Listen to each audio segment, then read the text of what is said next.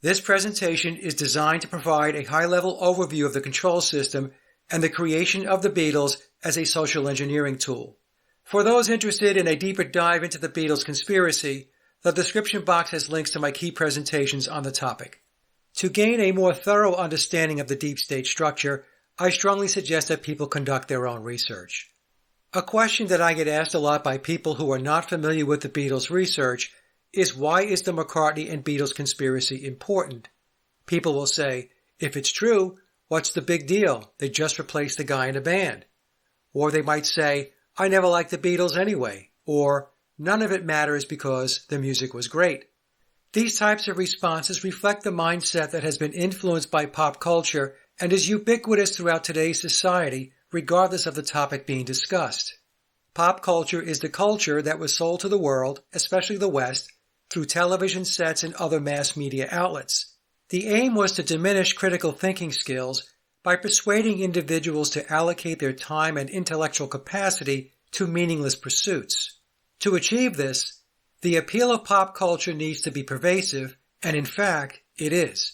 It can be found in television, Hollywood, social media, fast food, alcohol, drugs, porn, music, sports, and so on. In addition to reducing critical thinking, the control system used pop culture to eliminate traditional cultures that people were connected to through their family heritage. The values associated with traditional or ancestral culture help define a person's individuality. However, individualism is in direct conflict with the Marxist ideology of collectivism. Thus, culture that is based on traditions and ancestry is being replaced by an artificial homogenized construct that was created by social scientists. A population that does not have a connection to their ancestry will ultimately lead to groupthink, where consensus is given priority over critical evaluation. To understand the significance of the McCartney and Beatles conspiracy, we must first understand the system behind it. The control system uses official narratives to shape the minds of the population. Many of these narratives, particularly the significant ones, are based on events, movements, or lifestyles that were engineered and then promoted as natural occurrences through social engineering and propaganda. These narratives are repeated over and over until they become a fact in the minds of the controlled masses.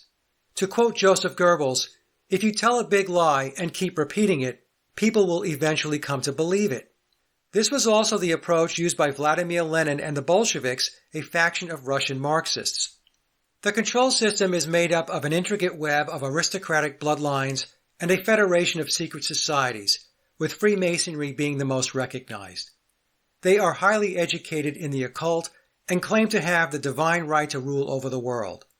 The fundamental ideology of the controllers for governing and managing populations worldwide is Marxism. The control system's objective is to attain a technocratic Marxist one-world system of governance, which is commonly known as the New World Order.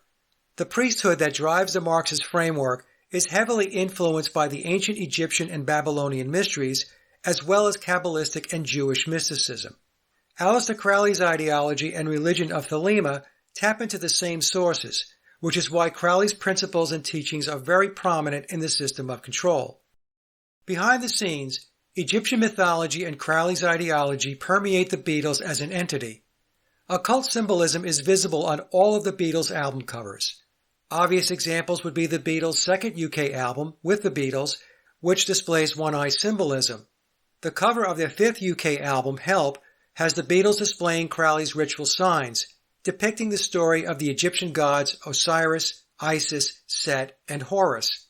In spite of what we were told, the Beatles are not spelling out the word help in semaphore. Sgt. Pepper is in a league of its own and far too involved to get into with this presentation. If you're curious about the details of the album cover, I recommend reading memoirs for a detailed discussion. The spiritual mindset of the controllers, if we can call it that, is often described as Luciferian or satanic.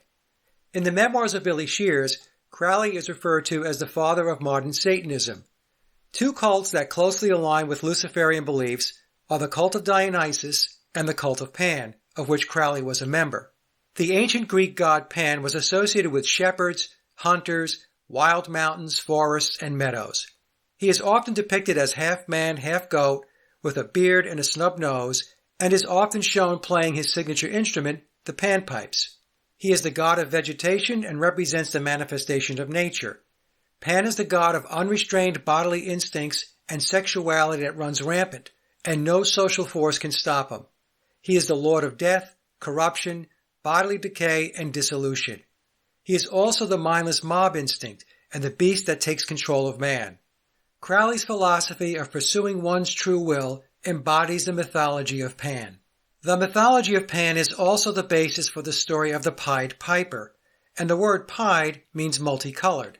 On the Sgt. Pepper album cover, we see the four Beatles in multicolored or pied outfits. Each band member is holding a wind instrument, which is a nod to Pan and his flute. The Beatles are representing the cult of Pan, and by association, the ideology of Crowley's religion of Thelema. The Beatles are being presented as Pied Pipers. The Beatles and their music were instrumental in leading their followers into a new age, known as the Age of Aquarius, or what Crowley referred to as the Aeon of Horus. The counterculture of the 1960s was known as the Aquarian Conspiracy. The controllers devised a plan to establish a cult surrounding the Beatles that draws inspiration from and conforms to the cult of Pan. That cult is referred to as Paulism. Paulism is a religion that has fans idolizing and worshipping the Beatles and Paul McCartney. The Church of the Beatles, with its congregation of millions, has been led by their Pied Pipers into the New Age. Paulism is a play on Christian Paulism or Pauline theology, which was developed from the beliefs and doctrines espoused by Paul the Apostle through his writings. The Beatles version was not done as a tribute to the Christian faith, but to mock it. In March of 1966, John Lennon said that Christianity will go. It will vanish and shrink. He stated that he didn't need to argue about it because he is right and will be proved right, and added that the Beatles were now more popular than Jesus. In another interview, Lennon said that by 2012, the masses will be where we are today, and Paul should be Jesus by then. They burned their records and spit on their images.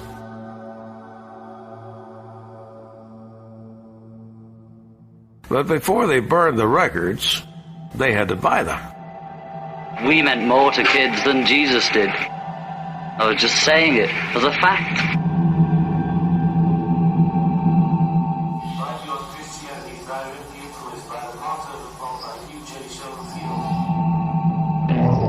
I was using expressions on things that I just read. The Passover plot speculates that the Bible is a hoax and that Jesus didn't die on the cross. Jesus survived, and in order to create a new religion with himself as the Messiah, he made people believe that he'd risen from the dead. He said to me once that the children of 2000 will be listening to the Beatles. By 2012, the masses will be where we are today, and Paul should be Jesus by then.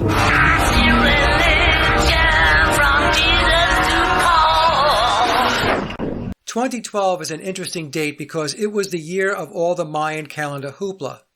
There are astrologers that believe that December 21st, 2012, the winter solstice, was actually the beginning of the Age of Aquarius. In the context of the occultism surrounding the Beatles, it meant that Jesus and the Christian Piscean Age had ended, and the New Age, the Aeon of Horus, which the Beatles helped to spearhead, had begun. I have explained in many presentations that Tavistock excels at creating cults and lowering the critical thinking capacity of adults to that of children. By people attaching themselves and following and worshipping bands, entertainers, celebrities, politicians, technology gurus, social media influencers, etc., they place themselves into categories that can be manipulated. The manipulation takes place through music, entertainment, mass media, and especially social media. All of these mechanisms release a constant barrage of pop culture stimuli that leaves many people in a dumbed down or childlike mental state that is incapable of critical thinking. An individual who has a cult mindset and cannot think for themselves is easily controlled. The brilliant part of the brainwashing, as evil as it is that people who are programmed don't know they are programmed. They are blind to the fact that their thoughts are not their own. And worse, they are unwittingly defending and enabling the paradigms and agendas that social scientists have placed in their heads. One programming tactic is the Marxist strategy and approach, which divides society into two categories, oppressors and victims. This approach was articulated by the Frankfurt School and was referred to as critical theory.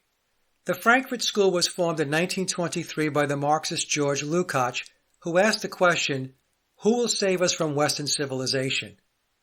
To transform a culture, Lukács and his cadre of communists and Bolsheviks believed that identifying oppressors and victims was necessary. It didn't matter if the oppressor was actually oppressing or if the victims were really victims. What mattered was the victim's perception of being victimized. To generate this perception, the controllers systematically bombarded the masses with propaganda which came from television, radio, movies, books, and other media. Gaslighting the target population is a technique that has worked extremely well and is still used today. In the practice of gaslighting, one person intentionally undermines another's perception of reality. As a result of this, the target person begins to question their own memories, judgments, and sanity. The ultimate goal, as described by Bertrand Russell, a member of the Fabian Society, was to produce an unshakable conviction that snow is black. Or as Max Horkheimer, a prominent member of the Frankfurt School, said, the revolution won't happen with guns. Rather, it will happen incrementally, year by year, generation by generation. We will gradually infiltrate their educational institutions and political offices, transforming them slowly into Marxist entities as we work towards universal egalitarianism. It is important to note that universal egalitarianism is just another term for universal Marxism. Other prominent individuals from the Frankfurt School include Walter Benjamin, Theodor Adorno, Herbert Marcuse, and Erich Fromm. All of the above-mentioned individuals were Marxists, German, and members of the Jewish intellectual community. Germany was undoubtedly a center of Marxist philosophy as well as the home of the Rothschilds, who hail from Frankfurt. Is it possible that this is the reason why the Beatles were sent to Hamburg, which is often referred to as Germany's media capital? The victim-oppressor dialectic is also represented in Crowley's concept of the eons. In particular, the shift from the Eon of Osiris to the Eon of Horus. Crowley espoused that the Eon of Osiris, representing the Christian Piscean Age, was a period of oppression where humanity was bound by laws and rules, including religion, and that his Eon of Horus, or the Age of Aquarius, represents an age of liberation. The question arises as to whether the Eon of Horus is a time of enlightenment for everyone or just the elite class. Given that Crowley was a British spy and propagandist during World War I and part of the elite establishment, I highly doubt that he had a vision that extended beyond the inner circle of his cohorts. There are mythologists who equate the Age of Aquarius with Lucifer. The connection is traced back to the Luciferian characteristics of the Sumerian god Enki. Enki was known for his wisdom, magic, abilities to create, and mastery of the freshwater realms. Of course, water is linked to the Age of Aquarius. If Enki is a variation of Lucifer and the ruler of the freshwater realms, it implies that the Age of Aquarius is the Age of Lucifer. In other words, the water bearer is the light bearer. So what we have is an occult internationalist apparatus that is determined to restructure the world and rule it through a Marxist system of governance. As Max Horkheimer explained, it will be accomplished incrementally, year by year, and generation by generation. Let's now discuss the Tavistock Institute, which was established 3 years before the Frankfurt School. In 1920, after World War I, the Tavistock Clinic was created as an offshoot of Wellington House, which was the British military's propaganda department during the war. The clinic, originally founded in 1920 by Dr. Hugh Crichton Miller, was established with principles influenced by psychoanalysis, the field Sigmund Freud pioneered. Their stated objective was to study and aid World War I soldiers in overcoming shell shock. However, their real objective was to conduct psychological experiments to further develop and advance human mind control techniques. It was known as the Freudian Hilton due to Sigmund Freud's association with the clinic and Freud's daughter, Dr. Anna Freud, becoming a leading figure. It's worth mentioning that Sigmund Freud had a close connection with the Jewish fraternal order known as B'nai B'rith. B'nai B'rith is described as an international Jewish service group founded in New York City in 1843 by 12 German Jews, with Masonic traditions serving as the foundation of the organization. B'nai B'rith has been instrumental in the establishment of significant Jewish institutions, including the Anti-Defamation League and other Jewish activist organizations. What we can discern from Freud's associations, aside from being the poster child for Tavistock, is that he was also a Marxist and Freemason. It's also worth noting that Edward Bernays, the nephew of Sigmund Freud, was instrumental in the establishment of the modern public relations industry, using his uncle's psychoanalytic theories to influence public opinion and consumer behavior. Edward Bernays had a close connection with the Tavistock Institute, both because of his family relationship with Sigmund Freud and his professional work in public relations and social engineering. He was instrumental in the popularization of Freudian psychoanalytic ideas in the United States and helped establish the intellectual foundation for the Institute's work on group psychology and mass manipulation. The clinic was taken over in 1932 by Dr. John Rawling Rees, a key figure in British Army intelligence. During the Second World War, Rees held the position of Brigadier General and was an expert in psychiatric warfare. Subsequently, Tavistock became the psychological warfare branch of the British military and intelligence services. In 1946, Tavistock was upgraded to become the central laboratory for developing hardcore brainwashing techniques and received a massive infusion of funds from the Rockefeller Foundation. In 1947, the clinic became the Tavistock Institute of Human Relations. In 1948, Rees became president of the UN-linked World Federation of Mental Health, which became a major conduit for British operations in psychological warfare. Tavistock is the hub for mass mind manipulation and social engineering activities worldwide. It is a sophisticated organization used to shape the destiny of the world by changing the paradigms of modern society. Tavistock collaborates with other internationalist think tanks and has control mechanisms in academia, corporations, multimedia, intelligence, medicine, pharmaceuticals, and so on. Its range of disciplines includes anthropology, economics, organizational behavior, political science, psychoanalysis, psychology, and sociology. Think of Tavistock as the social engineering headquarters for the world. The control system, which Tavistock is part of, is organized in the same way as a corporation. It has a board of directors that includes noble and royal bloodlines, banking and industrialist families, secret societies, policy think tanks, and political and military groups, such as the Council on Foreign Relations, NATO, and major political parties.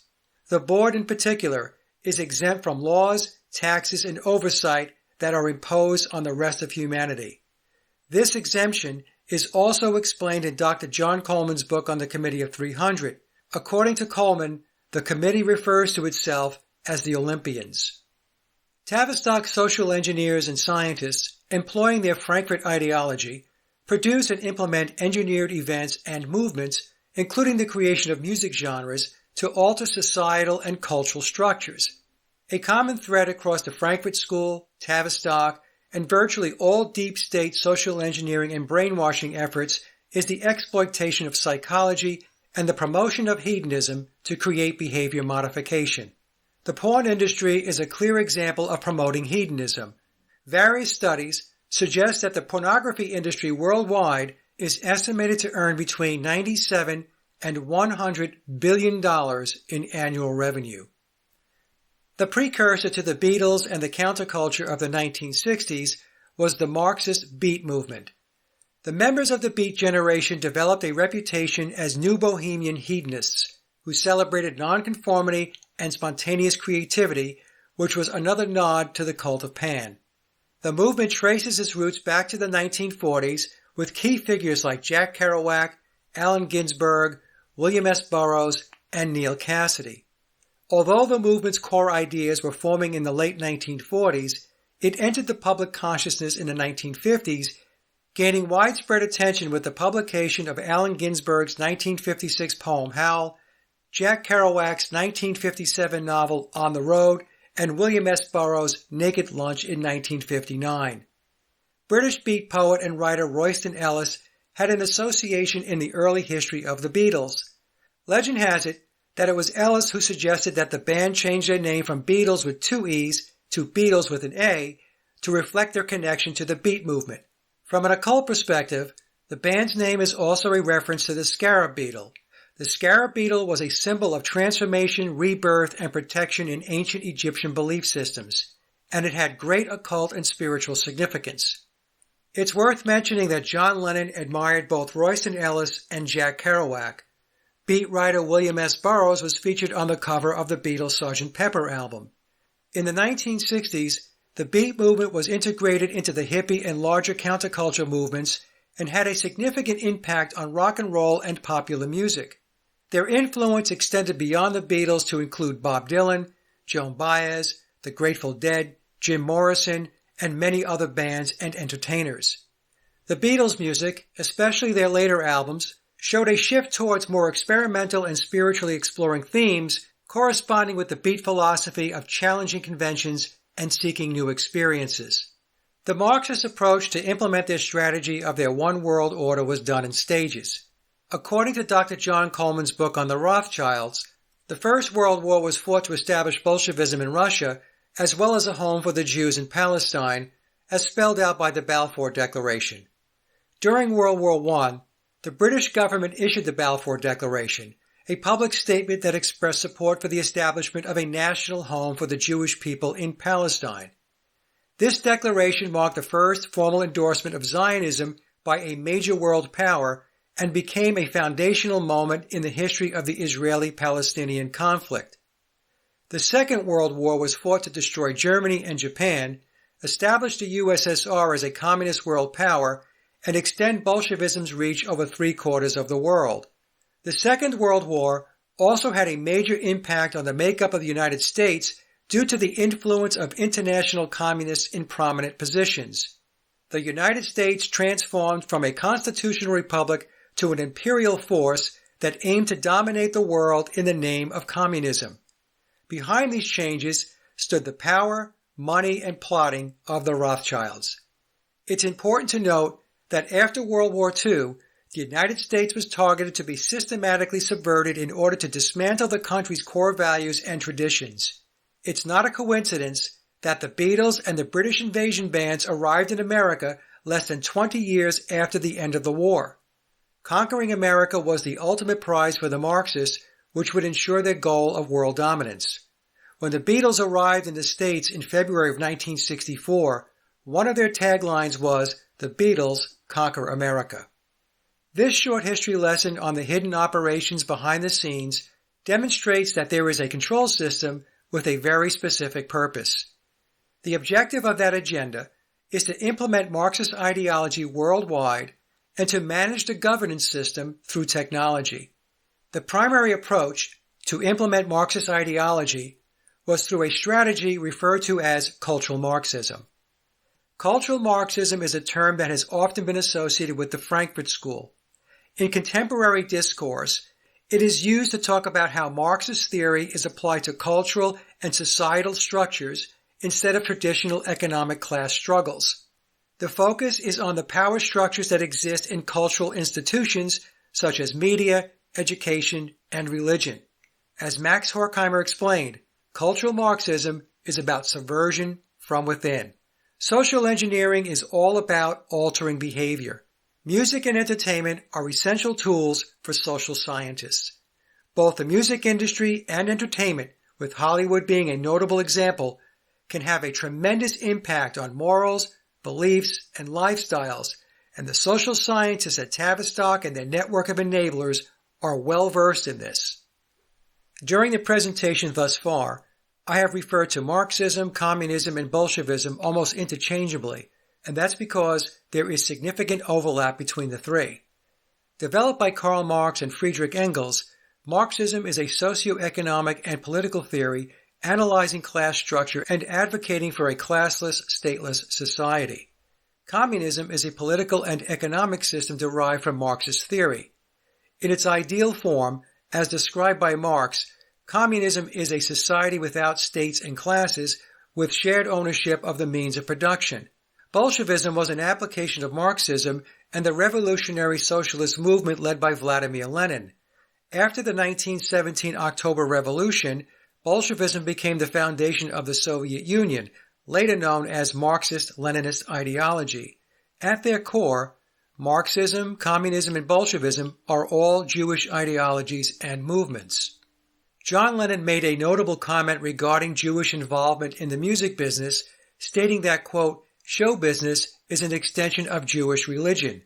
His remark, often cited in discussions about the history of the Beatles, reflects Lennon's observation of the significant role Jews played in the post-war British and American entertainment industries. The comment was reported to be made in the context of numerous Jewish figures who were instrumental in shaping the Beatles' career, which included their manager Brian Epstein and other key personnel. Although the quote has been interpreted in many ways, Lennon himself often chose not to elaborate on its meaning. In order to clarify what Lennon was referring to, let's examine some of the Jewish cast around the Beatles. The following information is sourced from a 2014 article by the Jewish online publication Orthodox Union. It is well known that Brian Epstein, the manager of the Beatles, was Jewish. Epstein's music management company, NEMS, was almost entirely comprised of Jewish businessmen. David Jacobs, who was Epstein's top lawyer, was responsible for negotiating the deals that saw the Beatles' image on merchandise. Pivotal in the launch of the Beatles' popularity were two Jewish New York radio personalities, Murray Kaufman, known as Murray the K, and Bruce Morrow, known as Cousin Brucey. Both were prominent during the band's arrival in New York in 1964.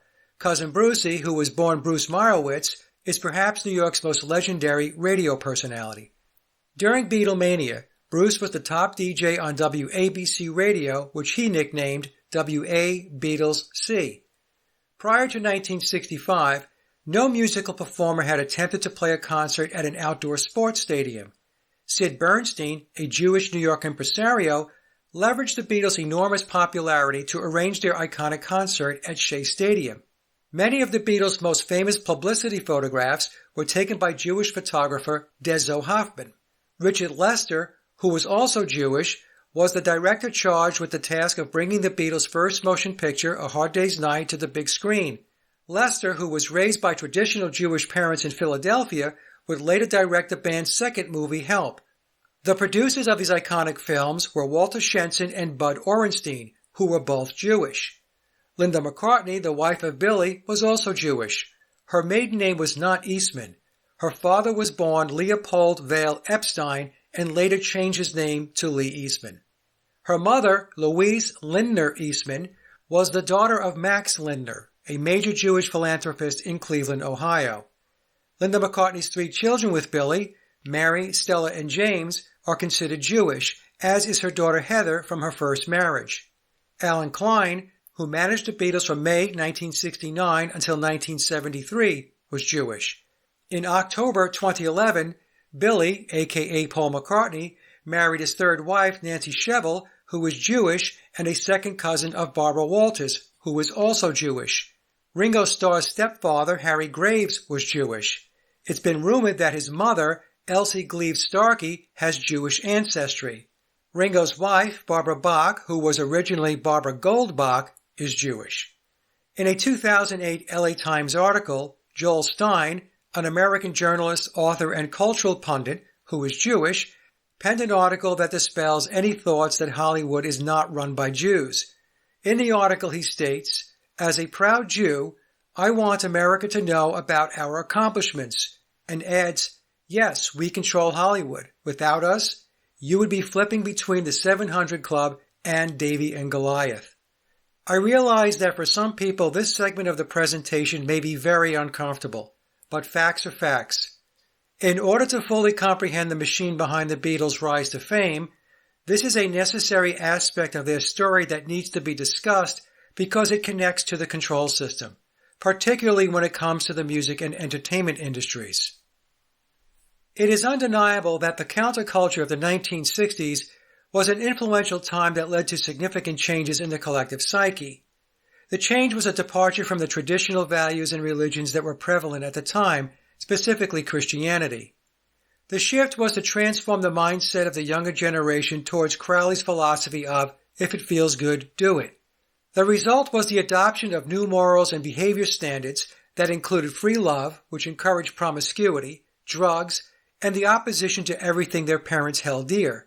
The Frankfurt School, Tavistock, and the occult underbelly that permeates the control system believe that dismantling the old structures is necessary in order for the phoenix to rise from the ashes.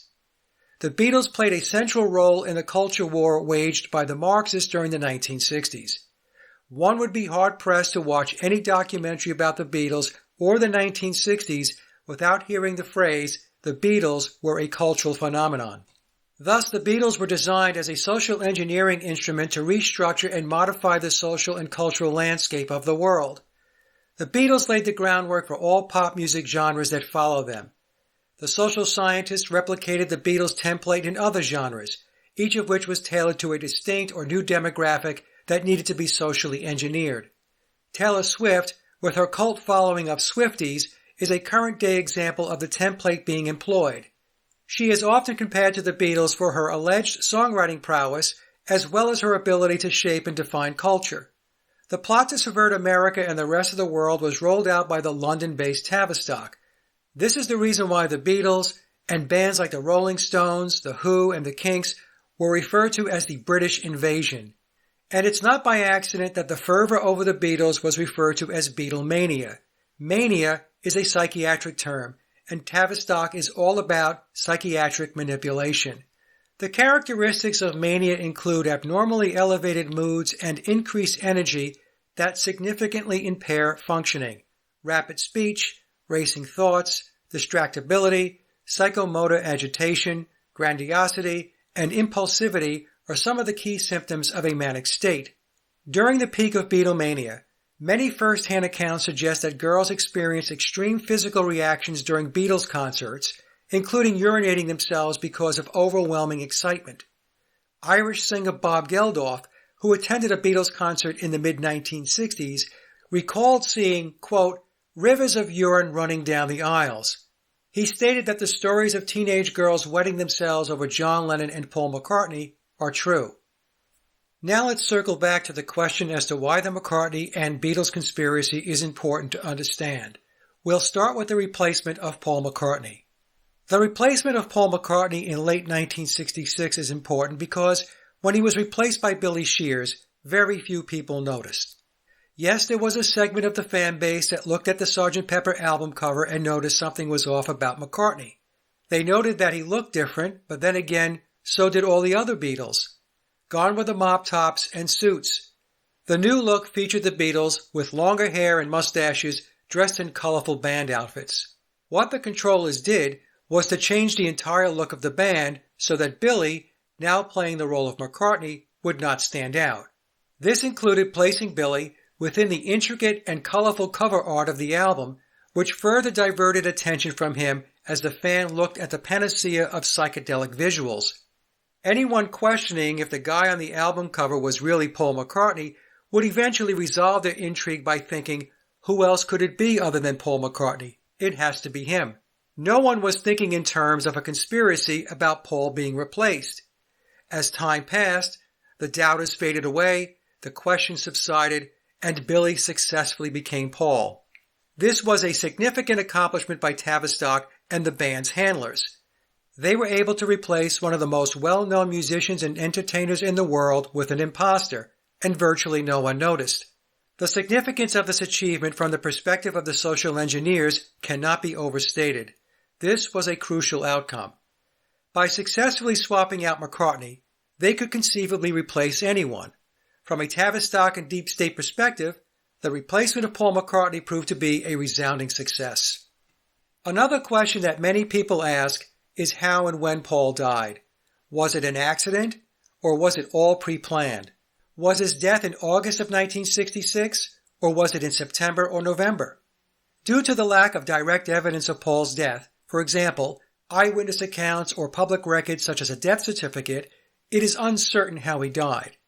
If Paul's death was part of a deep state operation, It's not a difficult task for the operatives to cover up his death and alter government records.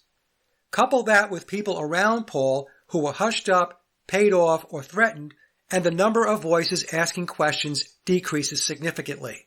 Those who decided to ask questions were branded as crazy and ridiculed.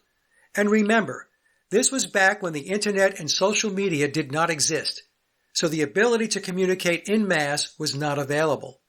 In Billy's situation, his bloodline and allegiance to secret societies kept everything within the inner circle, which included key players and acts within the music and entertainment industry.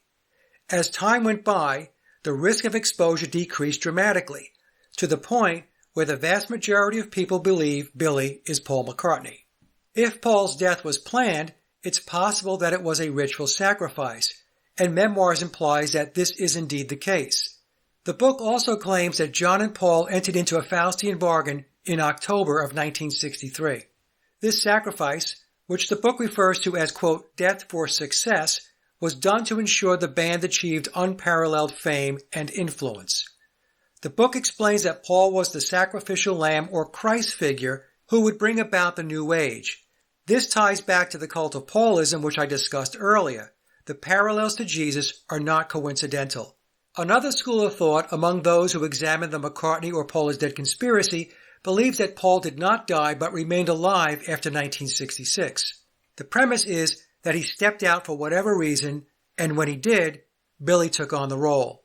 Regardless of which scenario someone believes, the fact is, Paul was replaced.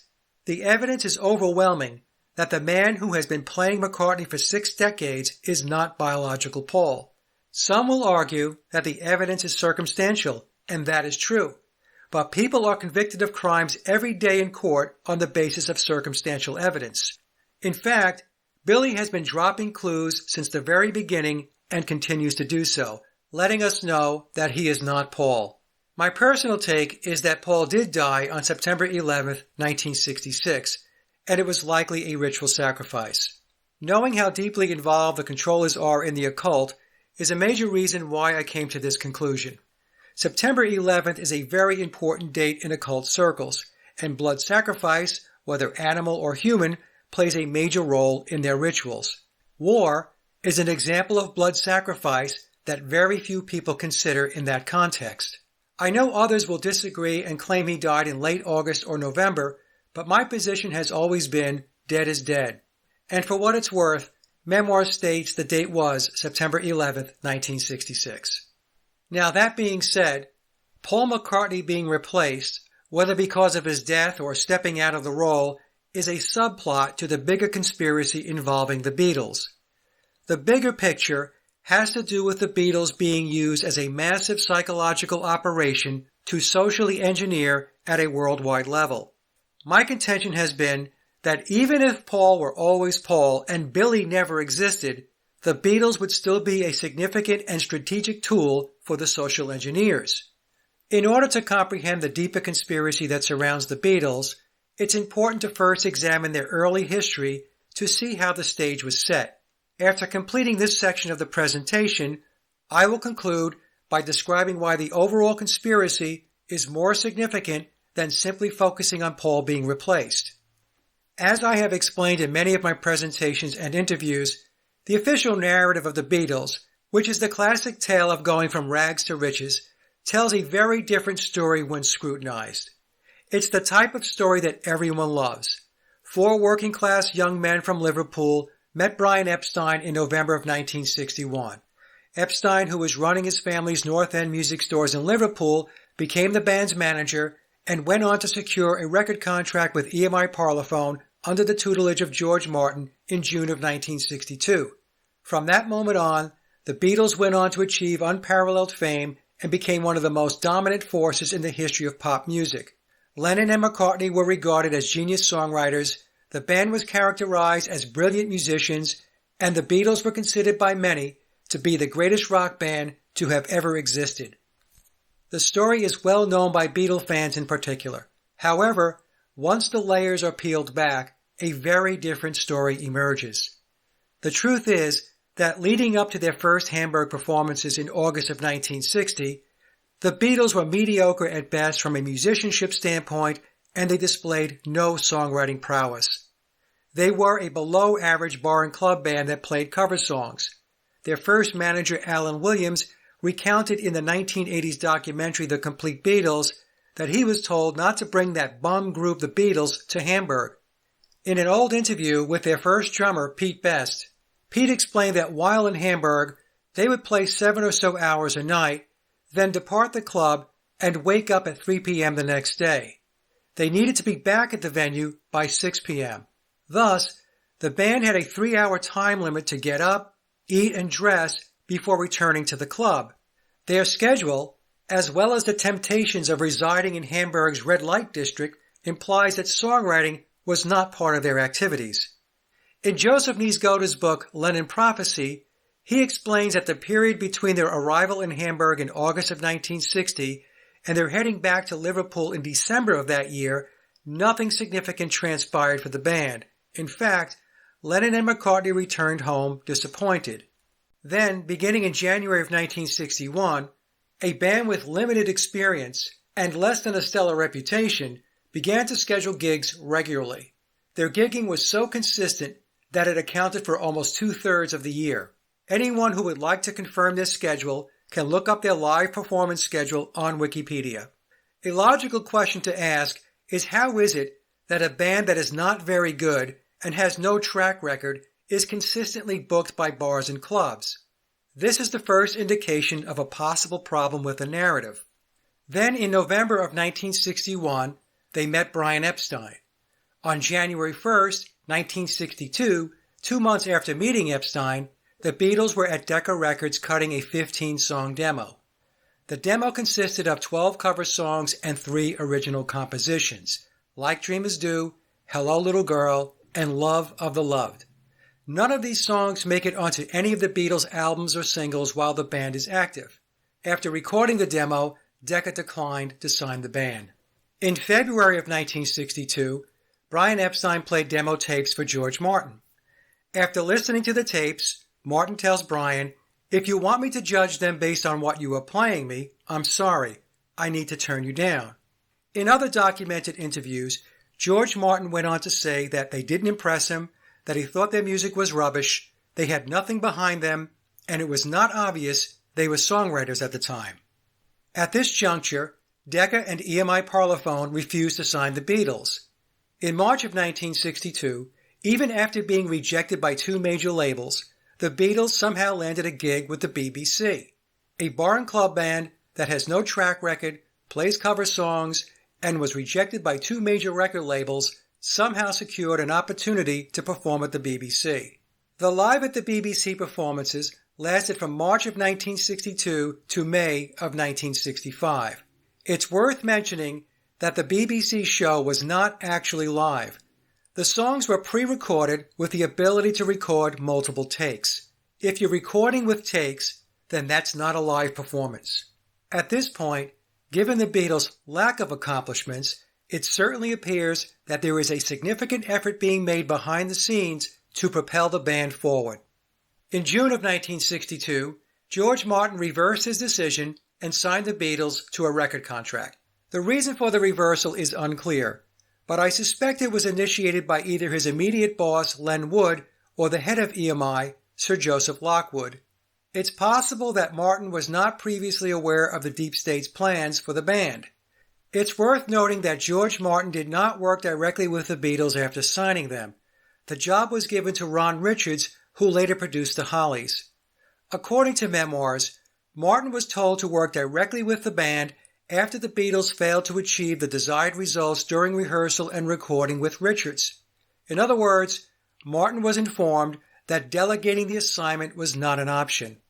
In the August-September issue of the music publication Mercy Beat, Ringo was announced as the new drummer for the band, replacing Pete Best.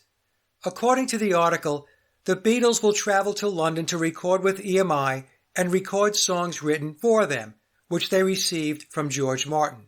Note that the article did not state that the band would record songs written by them. It was clearly stated that they will record songs written for them. The article supports Martin's statements in interviews that Love Me Do was the best song they had to offer at the time, and that's if they actually wrote Love Me Do. George Martin mentioned in other interviews that he was very mindful that Love Me Do was not the big hit he was hoping for and that he had to find songs for the band to perform. It's important to note that in the 1980s documentary The Complete Beatles, Lennon and McCartney were reported to have written over 100 songs between 1956 and 1962, either separately or together. It ends up, perhaps conveniently, that none of the songs were recorded. The question is, where were the 100 songs that John and Paul had supposedly written when they started working with George Martin? It is reasonable to conclude that the songs were either not very good or the story is a complete fabrication. From my perspective, it is the latter.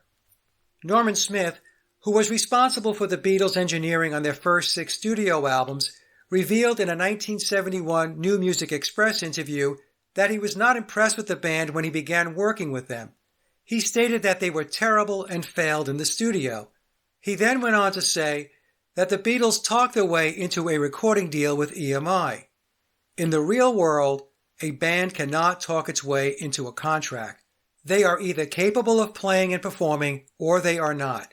If they cannot, then they are shown the door. According to the official narrative, George Martin tried to find songs for them to record, but the Beatles resisted, preferring to record their own compositions, even though there is no evidence they had any songs to record or that they were even songwriters. The notion that these 4 inexperienced band members were going to challenge George Martin, who was not only their producer, but also the head of the Parlophone label, is ridiculous. The Beatles were not in a position to debate with Martin about how he was going to manage and handle them. The reason for taking everyone through the early history of the band, leading up to their EMI contract and George Martin, is to show that the Beatles were not skilled musicians or songwriters. As George Martin explained in interviews, when he met them, they had nothing behind them. Yet, they reached a peak of fame like no other band before or after them. How did that happen? Was the process organic, or were the Beatles manufactured? If it were organic, there would need to be obvious evidence and proof that they had extraordinary musical and songwriting skills, but the cracks in the narrative point in the opposite direction. In 2 interviews from 1966, one on August 5th with the BBC, after the Beatles released their 7th studio album, Revolver, Paul McCartney stated, "We're limited as a group. We're the first to say we're not all that good musically." 2 months prior, in June of 1966, he made a similar comment at a press conference at the Hilton in Japan.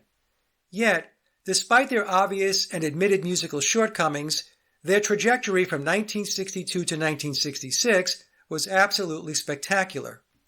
In the August 5th, 1966 BBC interview, McCartney also said that the only time they need to force themselves to write songs is when an album or film comes up.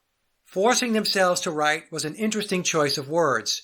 He also stated that we, referring to himself and John, don't usually write between albums, maybe 1 or 2 songs. Then we write a great big batch.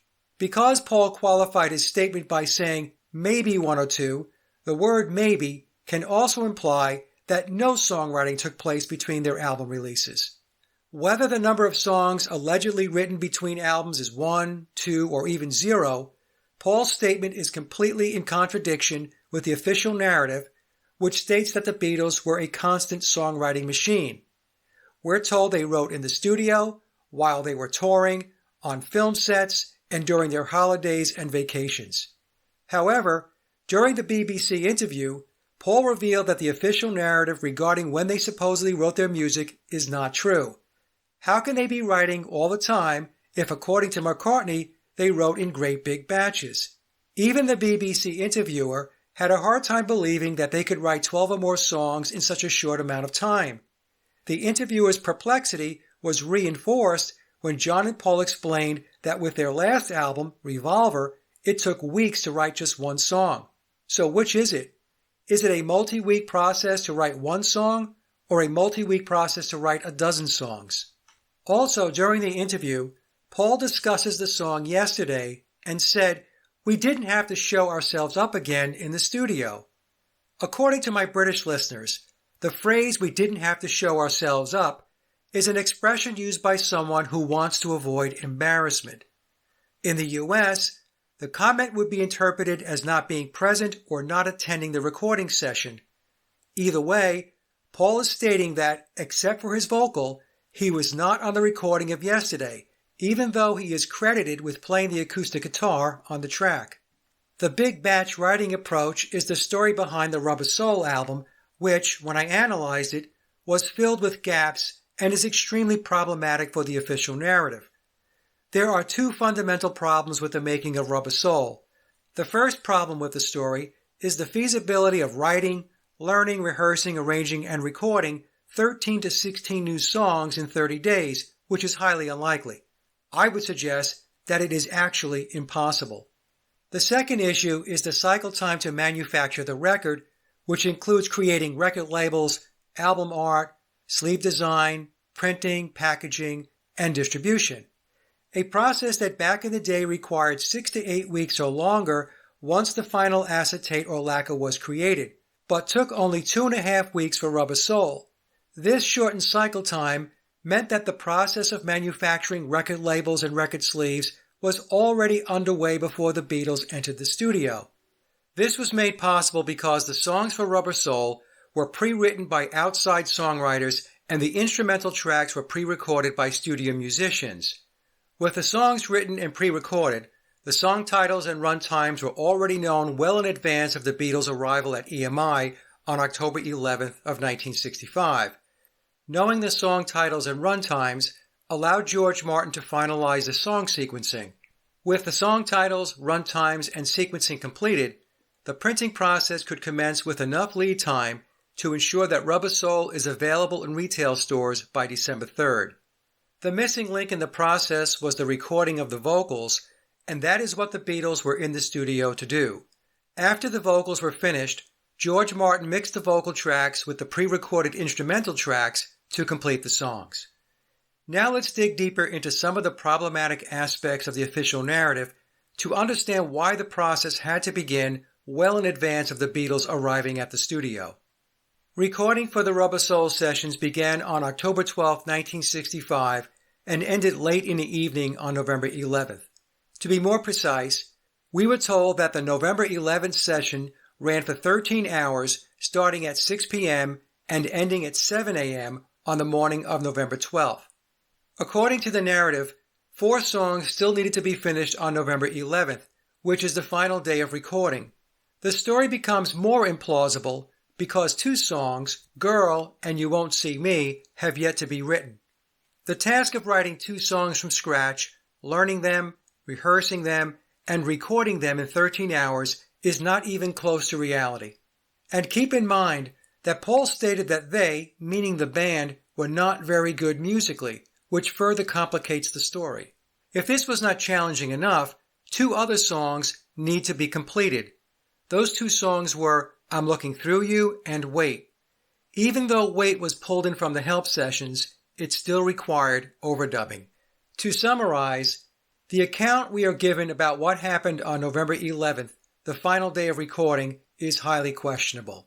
According to the narrative, recording concludes, additional mixing takes place, and George Martin completes the song sequencing on November 16th, one day before the lacquer is finalized on November 17th. Once the sequencing is finished and the lacquer is finalized, the printing process for the center labels and album sleeves can begin. This process requires a lead time of 6 to 8 weeks, with 6 weeks representing an expedited process. 6 weeks out from when the lacquer was finalized on November 17th means that the labels and sleeves will not be ready until late December after Christmas. If the process is 8 weeks, the labels and sleeves won't be available until mid-January.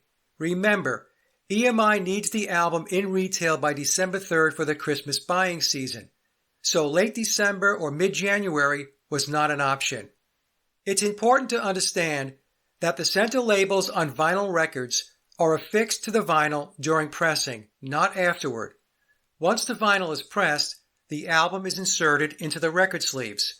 This means if the pressing of Rubber Soul began on November 17th, or at the latest, November 18th, the final center labels with the sequence song titles, as well as the record sleeves, must be at the plant when pressing begins.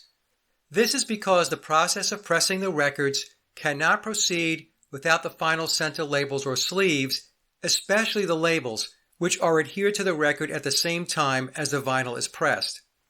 With an 8-week cycle time, the process to design, approve, proof, print, and deliver the labels and sleeves would have had to begin on or around October 8th, 4 days before the Beatles started recording. An expedited process of 6 weeks means that the process had to begin on or around October 22nd. By October 21st, the Beatles had the basic rhythm tracks recorded for 3 songs, Run for Your Life, Drive My Car, and Day Tripper, with 2 other songs being worked on. That means 11 songs were still in the ether. I also calculated a 4-week cycle time, which shows that the process needs to begin no later than November 5th, at which time the Beatles still had 6 of the 16 songs to nail down. In any of the cases, it's clear that the song titles and run times were known beforehand, which allowed the sequencing process to be completed and the manufacturing process for the labels and sleeves to begin. According to the official story, within 24 hours of song sequencing, EMI was able to print thousands of finalized center labels and record sleeves that contained the titles of the songs in sequenced order. This remarkable feat enabled Rubber Soul to arrive in retail stores by December 3rd of 1965. A process that was supposed to take 6 to 8 weeks was magically reduced to 17 days from the time we were told the sequencing was completed on November 16th.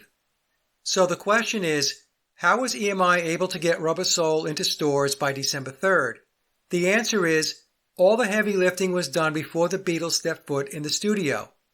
Since the songs for Rubber Soul were pre-written and recorded in advance, George Martin had everything he needed with ample lead time to get the printing process underway. The only thing missing were the vocal tracks, and that is what the Beatles did during the 30 days. They sang. George Martin then mixed the final vocal tracks with the instrumentals to complete the songs. With the labels and sleeves already at the plant, pressing could begin. It was this process that enabled the initial batch of records to be in retail outlets by December 3rd. I believe that this was the technique employed to record the Beatles' first 7 UK studio albums between 1962 and 1966, covering Please Please Me to Revolver. Starting with Sgt. Pepper, and in particular on the White Album, I believe that the Beatles, especially John and George, wrote more of their own material and played on more of the recorded tracks. However, I highly suspect that outside songwriters and studio musicians were still being utilized during the period of 1967 through 1970. You'll notice that I excluded Billy from the, quote, writing and playing more scenario because I believe that he was always writing and playing on Beatle tracks, perhaps even before 1967. For example, his claim to have written the music to In My Life in 1965 is a possible clue that he was involved in the Beatles' music prior to 1967. In terms of operations management, I think it's highly probable that Theodor Adorno from the Frankfurt School was a significant stakeholder working alongside George Martin, who was the managing director.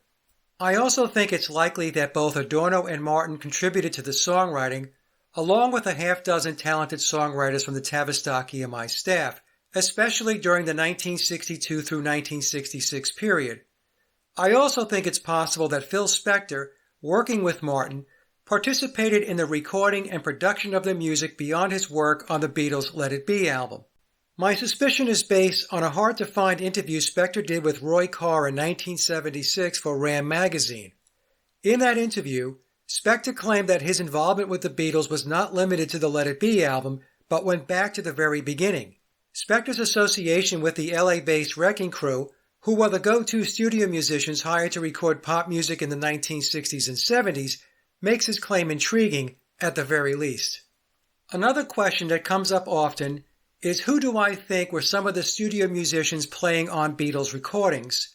Apart from Andy White, Eric Clapton, Billy Preston, and Nicky Hopkins, who are acknowledged for playing on Beatle tracks, other possible studio players on Beatle recordings include Bernard Purdie, Ronnie Verrill, Hal Blaine, Ginger Baker, Donovan, Jimmy Page, Vic Flick, Big Jim Sullivan, Herbie Flowers, Jack Bruce, Jim Keltner, Glenn Campbell, and Alan White. I have no doubt there are other names I haven't identified, but these are the musicians I think played on Beatles songs. I should also add that it is very possible that Andy White, Billy Preston, Eric Clapton, and Nicky Hopkins played on more tracks than what the mainstream sources acknowledge. For example, I think it's highly probable that George Martin hired Andy White to drum on most, if not all, of the Please Please Me album. In my opinion, Rubber Soul is the silver bullet proving that the Beatles did not write all their own music or play on all their recorded tracks. If you're interested in learning more about my research on the Beatles' music, please refer to the links in the description box below. We can see that even the Beatles themselves, as illustrated in the August 5, 1966 BBC interview, were telling a different story than that of the official narrative. The question becomes, who do we believe? Do we trust the storytellers from the media or the two men who are supposedly the band's legendary songwriters? The funny thing is that both stories are not credible. The Beatles, in particular Lennon and McCartney, were not writing songs every waking moment of their lives, and they weren't writing a dozen or more songs on demand.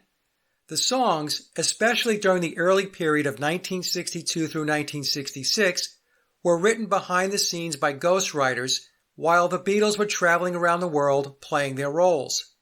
I believe Paul's comment about writing in, quote, great big batches was actually in reference to the band having to learn the vocals for the songs that were selected for a particular album. The Beatles were not a group of superhuman musical geniuses. The band consisted of 4 young men who were groomed and schooled to play their defined roles in a deep state operation that targeted the masses, specifically the younger generation, to be socially engineered. The question of how much knowledge the Beatles had about what they were involved in is a good one. I seriously doubt that they were aware of the deeper end-to-end aspects of the operation. Only a small number of people had that level of knowledge. Everyone else involved, including the Beatles, were in a compartmentalized capacity and played their part accordingly. That being said, suffice to say that the Beatles knew they were not writing all their songs or playing on all of their recorded tracks, especially between 1962 and 1966. From that point of view, they had to know that they were active participants in a massive deception. My research has shown that the official narrative around the Beatles, which describes the band as consisting of 4 magical musicians who brought us the brilliant songwriting duo of Lennon and McCartney, is a myth. In fact, in an interview with Rolling Stone magazine in December of 1970, John Lennon referred to the Beatles, Paul McCartney, and Bob Dylan as myths. Tavistock and other control mechanisms, such as the mass media and the music and entertainment industry, were responsible for manufacturing their rise to stardom. Without the deep state machine behind them, the Beatles would have faded away before they even started.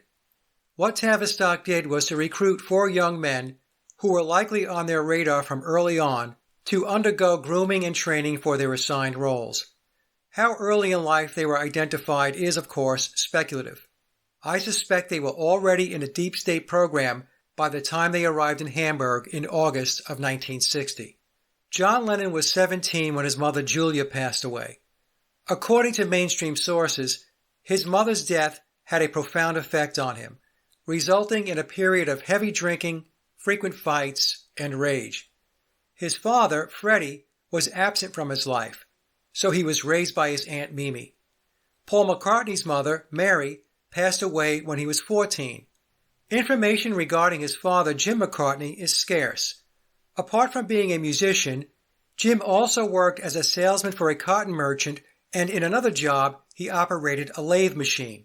On Paul McCartney's Wikipedia page, there is no link for Jim McCartney to help us learn more about him. I find the lack of information regarding McCartney's parents strange, given his level of fame. What is also odd is that Paul McCartney did not attend Jim's funeral in 1976. What compelling reason would there be for not attending a parent's funeral? The story goes that McCartney, who was about to tour, was advised by his stepmother not to attend the funeral to avoid the chaos of his presence. It seems to me that he could have rescheduled the start of the tour and discreetly paid his respects without causing any disturbance. Perhaps Paul McCartney failed to attend his father's funeral because he's not Paul and Jim was not his father. The Beatles' constant gigging between January 1961 and their arrival in the United States on February 7, 1964, served as a form of boot camp. The band underwent a rigorous training process to prepare them for taking Beatlemania worldwide. This involved teaching the band how to play the songs they were to perform on the world stage. Some of those performances were live, others had the band miming to a backing track, and other times the performances were enhanced post-production. This was the case with their performance at Shea Stadium. According to Brian Epstein in the October 1965 edition of Beatles' book, their vocals needed to be re-recorded in the studio before releasing the concert footage. The overdubbing was necessary due to the noise bleed from the screaming audience and the vocals being sung through the stadium's PA system, resulting in poor playback quality.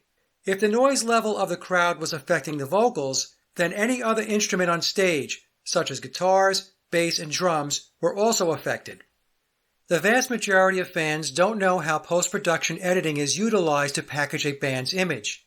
The illusion must have both visual and audio appeal because the band or artist is being sold as a product, and the Beatles were no exception. An example of fixing live performances after the fact can be illustrated with Thin Lizzy's 1977 live album, Live and Dangerous. According to their producer Tony Visconti, 75% of the album was recorded in the studio, with only the drums and audience noise remaining from the original live recordings. Visconti said that overdubbing and production were essential in order for the listener to hear a professional-sounding band. Several big-name rock bands have been accused of using backing tracks during live performances, with some accusations stemming from video evidence or public statements. Bands such as Kiss, Motley Crue, Shinedown, Wasp, Aerosmith, and Santa Cruz have been specifically named in these allegations. Other acts like Fozzy and Black Sabbath have also been linked to the practice. The Beatles were created as a result of a deep state strategy to influence the masses to adopt a different set of values and beliefs. The creation of the Beatles as a massive psychological operation illustrates the extent to which the control system will go to socially engineer the population to achieve its end state objectives. As previously mentioned, the Beatles were a cultural phenomenon by any measure. Their impact on society's beliefs, values, and behavior is highly significant. Their influence is still present in the minds of millions of fans today. The Beatles were marketed as something new and significant, particularly among young people who subscribe to the counterculture mindset of free love, drugs, and opposition to anything considered oppressive, whether real or imagined. The Beatles were the Pied Pipers of the cult of Pan. They laid the foundation for other bands and artists to follow and build upon. A cult is typically characterized as a group with excessive devotion to a person, idea, object, or belief system, often with a charismatic leader at its center. Many Beatle fans, particularly those who are devoted followers, exhibit cult-like behavior. The bond between the band is so strong that even though the group broke up 55 years ago, millions of fans across the world continue to idolize and worship them in a godlike manner. The argument I hear over and over is that the music is great, so how can that be a bad thing? I agree that the music is great, but it is music with an agenda. One of the unfortunate downsides of the Beatles' narrative is the psychological programming has conditioned the minds of superior musicians and songwriters to believe that their talent and skills will always be inferior to the brilliance of the Fab Four. This is a clear indication of the programming's effectiveness, particularly in its impact on the minds of many musicians and songwriters. Social scientists have perfected the art of knowing which buttons to press to direct individuals toward the ultimate goal of the control system, and they do it in a very subtle, methodical, and incremental way. To believe that the Beatles achieved their accomplishments organically or by escaping the control system is naive. Nothing as significant as the Beatles comes about naturally. The direction of society and culture is fundamentally altered by the manufacturing and implementation of significant events and movements. The deep state created the Beatles to carry out an agenda that was based on Marxist ideology. The Beatles were not just a band, they were and still are a Marxist zeitgeist. Now to answer the question why the Beatles conspiracy is important. The conspiracy is significant because it includes all the elements of how the control system manipulates the masses. To start with, it illustrates how the power of music, a form of media that conveys emotions, ideas, and values, can be used as a powerful tool to indoctrinate a population with new morals, beliefs, and lifestyles. It reveals the power of creating cults of personality in the form of Pied Pipers to guide the masses. It provides insight into the psychological techniques used in mass manipulation, as well as the ideologies and tactics of the controllers, which are based in Marxism. It helps us identify the people and groups who form the deep state, such as the Frankfurt School in Tavistock, as well as the connections to aristocratic bloodlines and secret societies. It demonstrates how the principles of the occult and the theologies of the cult of Pan, the Lema, the Kabbalah, Luciferianism, and Satanism are woven into world events and movements. The Beatles conspiracy serves as a model for decoding other conspiracies since it encompasses many of the tools used to social engineer and brainwash. Understanding the players, motives, and mechanisms used by the deep state to manipulate our minds can help us decode and recognize other efforts by the control system to deceive and reshape humanity. Knowing who your enemy is and how they operate is essential for defeating them. Since 2016, when I began researching the Beatles' unofficial narrative, followers of my research have stated that this conspiracy was their red pill. The conspiracy broke down the wall of illusion and pulled back the curtain to expose the great odds working behind the scenes.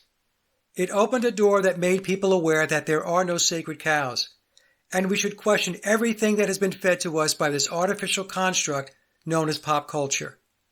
George Harrison said it well when he told us, "If you don't know where you're going, any road will take you there." Thanks for listening.